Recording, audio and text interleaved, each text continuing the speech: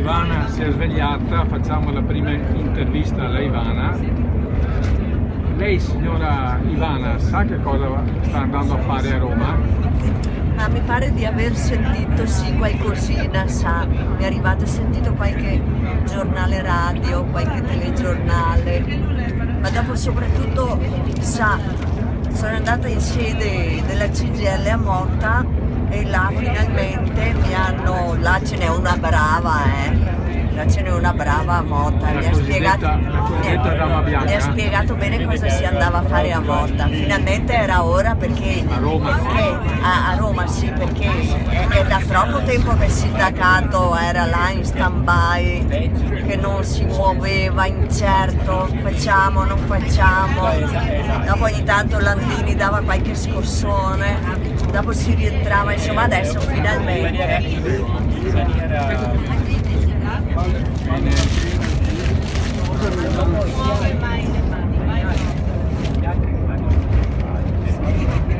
Perché sono abituati.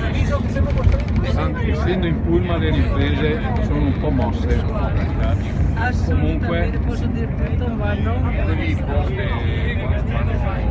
scusi, lei come si chiama? Io? Antonio Nierre.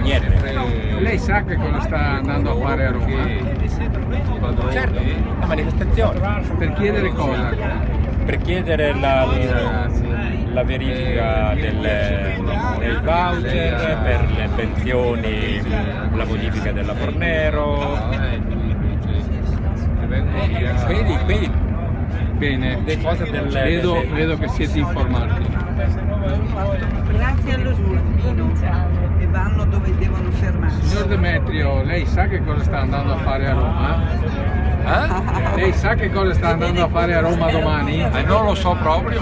Non lo sa? Male, vuol dire che il suo segretario di Lega non l'ha informato. Nemo a far casino, dai. Cosa si va a chiedere a Roma domani?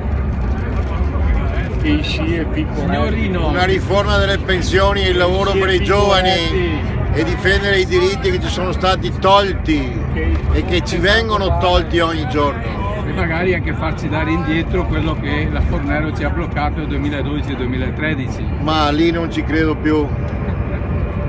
Acqua passata non mangiano più.